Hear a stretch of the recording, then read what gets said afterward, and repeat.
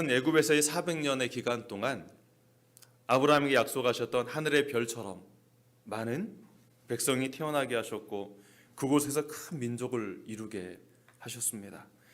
이스라엘 백성이 점점 많아지고 강성해지자 애굽의 바로 왕에 걱정이 생깁니다. 혹시 이 애굽이 다른 나라와 혹시 이스라엘 백성이 다른 나라와 연합하여 애굽을 침공하거나 애굽에 대해서 반항을 하게 되면 우리가 큰 위험에 처할 수 있다라고 생각하면서 그때부터 이스라엘 안에 이스라엘을 노예로 그리고 핍박을 하면서 낳는 모든 남자 아이들을 죽이라라는 명을 내립니다.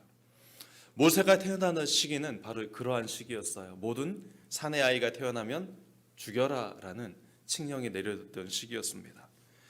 모세는 그러한 상황 가운데 레위 가문에서 태어납니다. 모세는 생후 태어난 지 100일이 되기 전에 갈대 상자에 몸을 맡긴 채 부모의 품을 떠나 나일강에 버려집니다. 출애굽기 2장 2절과 3절을 보면 그 여자가 임신하여 아들을 낳으니 그가 잘생긴 것을 보고 석 달 동안 그를 숨겼으나 더 숨길 수 없게 되매 그를 위하여 갈대 상자를 가져다가 역청과 나무 진을 칠하고 아기를 거기 담아 나일강가 갈대 사이에 두고라고 기록되어 있습니다. 애굽의 모든 실생활은 나일강과 아주 밀접한 관계를 맺고 있었습니다. 그러기에 애굽인들에게 있어서 나일강은 신과 같은 존재였습니다. 당시 나일강의 신은 나일러스라고 불렀고 나일강을 수호하는 신은 쿠놈이라고 불렀습니다. 우리가 잘 알다시피 출애굽 당시 첫 번째 기적은 나일강을 피로 바꾸는 것이었습니다. 피로 바꿔진 나일강은 일주일 동안 그대로 있었고 그 나일강의 신들이었던 나일러스와 쿠놈은 무기력하게 하나님의 권능 앞에 무릎을 꿇을 수밖에 없었습니다. 첫 번째 이적의 대상과 기적의 대상이 나일강이었다는 것은 나일강을 생각하는 애굽의 사람들의 마음이 그만큼 신성하였던 것이지요. 바로 그러한 나일강에 이제 나일강에 모세가 버려지고 그 시간 그 타이밍에 바로의 딸이 그곳을 찾게 되었습니다. 5절과 6절을 보면 바로의 딸이 목욕하러 나일강으로 내려오고 시녀들은 나일강가를 거닐 때 그가 갈대 사이에 상자를 보고 시녀를 보내어 가져다가 열고 그 아기를 보니 아기가 우는지라 그가 그를 불쌍히 여겨 이르되 이는 히브리 사람의 아기로다 이렇게 이야기를 하죠. 나일강에서 만나게 된 갈대 상자의 모세와 목욕을 하러 나왔던 바로의 딸의 만남은 신적인 계시가 있는 만남이 되었습니다. 바로의 딸은 모세와의 만남을 이렇게 기억하죠. 나일강의 신이 나에게 준 선물이다. 히브리 사람이었음에도 불구하고 나일강에서 만났기 때문에 그 모세는 그녀에게 선물이 되어졌고 그를 양자로 삼아 그를 왕자로서 훈육을 하게 되어집니다. 여러분, 왕자로서 훈육을 했다는 것은 추후에 누구까지 바라보았다는 것일까요? 나일강의 신의 축복이 있었기 때문에 자신의 양자가 바로 왕이 되기까지를 바랐을 것입니다. 그런데 그렇게 되진 않았죠. 이제 이런 모든 교육을 잘 받고 나서 이제 사도행전 7장 23절을 보면 이런 이야기가 나옵니다. 나이가 40이 되매 그 형제 이스라엘 자손을 돌볼 생각을 하게 되어지죠. 누가요? 모세가 몇 세 때? 40세가 되었음에. 우연히 이런 생각을 하진 않습니다. 여러분, 갑자기 왕자였던 그가 모든 부귀영화를 누리고 부족한 것 얻은 것 하나 없었던 그가 어느 날 갑자기 이제는 이스라엘 백성을 좀 돌아봐야겠네 라고 우연히 생각하지 않아요. 여러분, 선한 마음과 선한 마음을 인도하는 그런 모든 과정은 하나님의 개입이 있기 때문에 가능한 것입니다.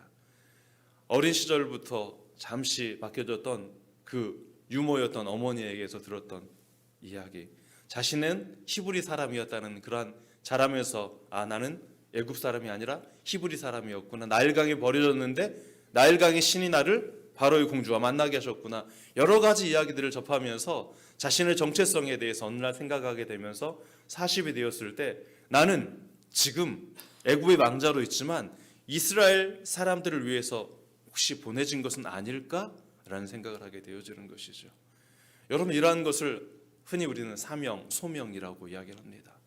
그런데 중요한 것은 이런 마음이 들었지만 모세는 하나님께 묻는 것에 대해서 잘 모르고 있었어요. 그는 자신이 할 수 있는 방법이 무엇일까를 생각하면서 자신의 마음을 표현할 순간을 찾게 되어졌습니다. 사도행전 7장 24절과 25절을 보면 이렇게 되어 있어요. 한 사람이 원통한 일을 당함을 보고 보호하여 압제받는 자를 위하여 원수를 갚아 애굽 사람을 쳐 죽이니라. 그는 그의 형제들이 하나님께서 자기의 손을 통하여 구원해 주시는 것을 깨달으리라고 생각하였으나 그들은 깨달지 못하였더라. 여러분, 한번 좋은 의도로 이렇게 했는데 너무나 과격하게 해서 사람을 죽입니다.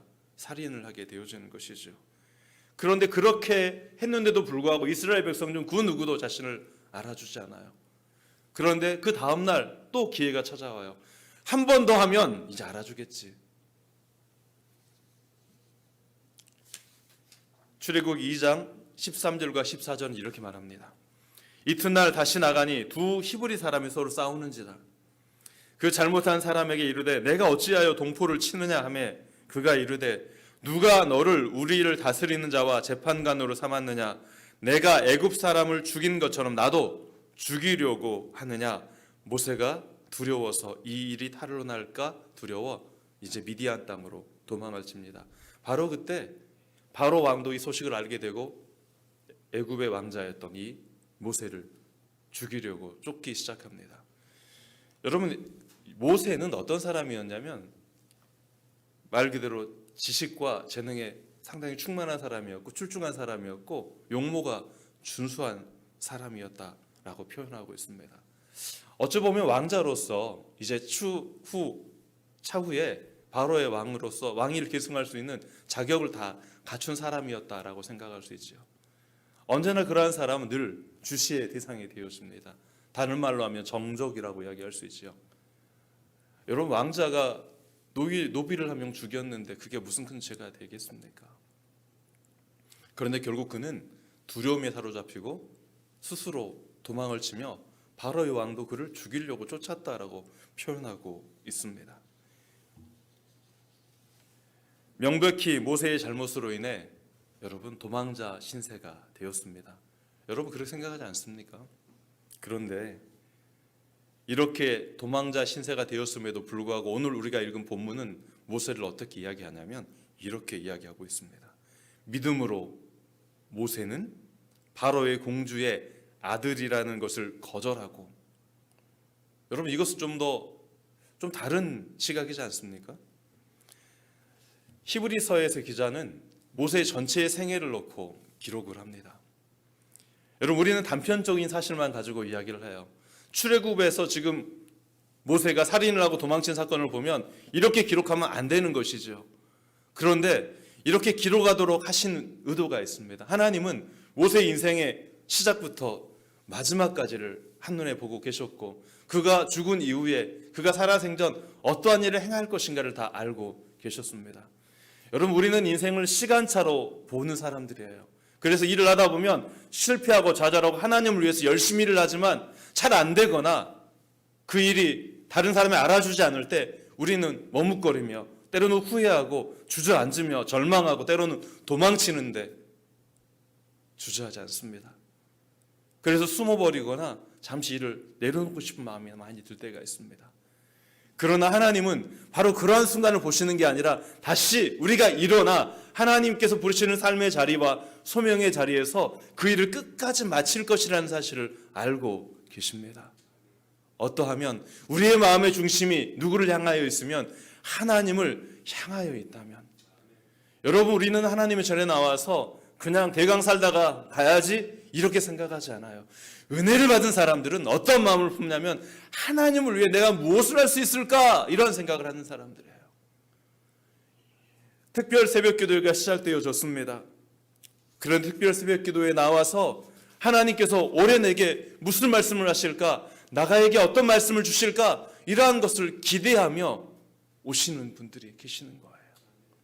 중요한 것은 사모하는 마음, 하나님을 향한 우리의 마음의 중심이 분명할 때 하나님께서는 비록 내가 지금은 연약하여서 아무것도 할 수 없고 때로는 내가 열심을 내다가 실패하고 좌절하여 넘어져 있을지라도 결국은 어떻게 될 것이다.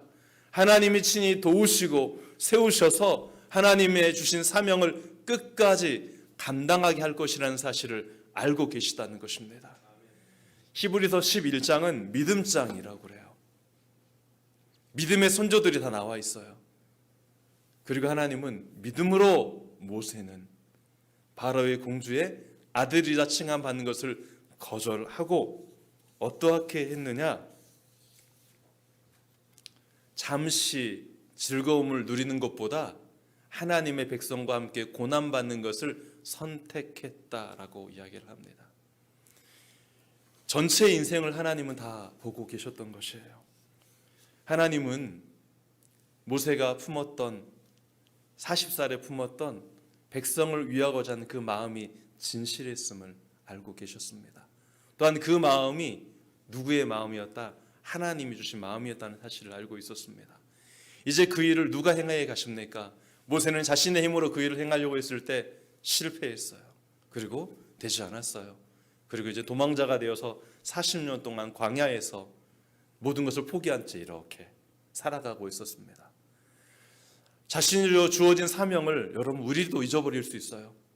우리가 처음 부름받았을 때 어떻게 부름받았는지, 하나님과의 만났을 때 어떠한 감격 속에 있었는지, 내게 주시는 하나님의 음성과 소명과 사명은 무엇이었는지 우리는 살다 보면 다 잊어버릴 수가 있어요. 그런데 누구는 잊지 않으세요? 하나님은 우리의 소명과 사명을 잊지 않으신다는 거예요.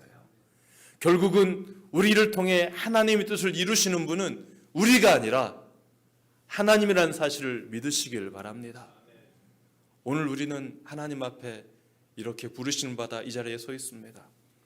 우리가 서 있을 수 있는 것은 바로 하나님이 우리를 기억하셨기 때문에 우리는 이 자리에 나올 수 있는 것입니다. 우리가 하나님과의 만남을 통해 첫사랑을 처음 느꼈을 때 우리는 하나님께 많은 고백을 합니다.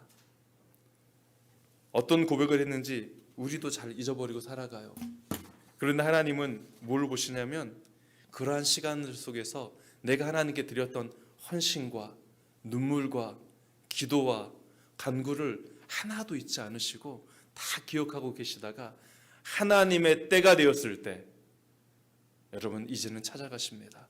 모세는 자신의 소명을 잊어버린 채 광야에서 자포자기하며 한숨을 쉬며 탄식하며 그냥 그렇게 살고 있었어요. 끊임없이 들려오는 애굽에서의 이스라엘 백성들의 탄식 소리가 소문을 통해 계속적으로 들려옵니다. 무기력했던 자신을 이제 생각하며 이제는 내가 아무것도 할 수 없구나 라고 생각하는 와중에 그때 목자였며 목동이었던 광야에서 머물고 있던 모세에게 하나님이 찾아가셔서 새로운 사명을 다시 말씀하십니다. 이제는 내가 너를 애굽 땅에서 이스라엘을 구원하는 구원자로 삼겠다 이렇게 말씀하시는 거예요. 40년 전에 그 일을 하고자 했었던 그 열정이 다 식어버리고 이제는 잊혀진 그 시기에 하나님은 기억하시고 나에게 찾아오셔서 다시 한번 그 마음을 만져주시는 것입니다. 이제 내가 하겠다라고 말씀하세요. 모세는 끝까지 말합니다. 나는 할 수 없습니다. 나는 일단은 입술이 둔합니다. 혀가 둔합니다. 말을 못합니다. 하나님께서 말씀하십니다. 너의 입술을 누가 지었느냐? 이렇게 말씀하시죠. 이제 가라. 내가 너의 입에 할 말을 친히 주겠다. 이렇게 말씀하세요. 그리고 애굽에 가면 너의 형 아론이 있다. 그는 말을 잘하는 사람이다. 내가 그와 함께 아론과 너에게 같이 나의 영을 부어주겠다라고 말을 합니다. 여러분 그래도 뭐라 그래요? 하나님 보낼 만한 사람을 보내세요. 나는 아닙니다라고 또 이야기를 해요. 이제 하나님께서 모세를 향해서 노하시며 이렇게 말씀하십니다. 이르시되 레위 사람 내 형 아론이 있지 아니하냐? 그가 말 잘하는 것을 내가 아노라. 그가 너를 만나러 나오나니 그가 너를 볼 때 그의 마음에 기쁨이 있을 것이다. 모세를 세기로 작정하신 하나님은 화가 나셔도 그를 포기하지 않으시고 끝까지 그가 처음에 막았던 그 마음을 이제는 실천할 수 있도록, 그 사명을 이행할 수 있도록 끝까지 도우시겠다라고 말씀을 합니다.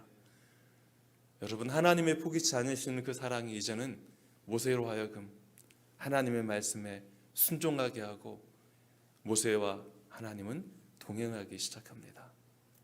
모세는 하는 게 별로 없어요. 그냥 하나님 말씀하시면 가서 그냥 이제 선포하기만 하는 거예요. 그런데 모든 기적은 누가 행하시는 거예요? 하나님이 행하시는 거예요. 우리의 삶 속에 나타나는 하나님의 능력은 우리의 능력이 아니라 하나님 나를 통하는 능력임을 믿으시길 바랍니다. 여러분, 우리의 가정도, 우리의 기업도, 우리의 교회도, 이 나라와 이 민족도 마찬가지예요. 하나님의 사람들이 머무는 곳에서 하나님은 그들을 통해 역사하고자 하십니다. 미국의 전도자였던 무디, 우리를 잘 알고 있습니다. 무디는 모세의 생애를 세 단계로 구분해서 말하고 있습니다.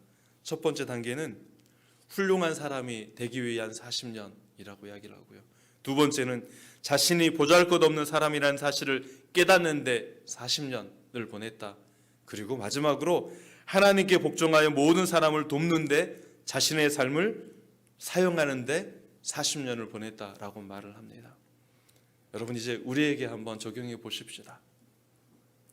우리는 지금 현재 어떠한 삶의 위치에 와 있습니까?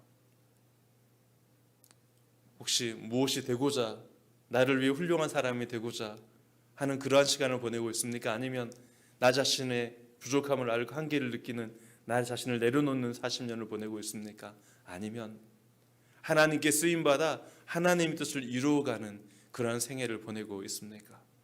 여러분, 어떠한 생애 가운데 있든지 괜찮습니다. 무엇이 분명하다면 우리의 마음이 어느 순간이든지 하나님을 향할 수만 있다면 결국 우리의 모든 인생을 하나님은 들어서 하나님의 영광을 위해서 사용하실 것입니다.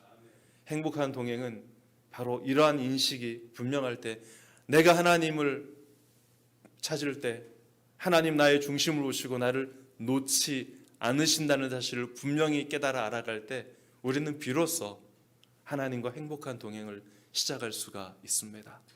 오늘 하루도 모세와 함께 동행하시고 모세를 찾아가셨던 그 하나님의 은총이 이 자리에 머무시는 모든 성도님들과 영상으로 함께 예배한 모든 분들에게 임하시기를 간절히 축원합니다.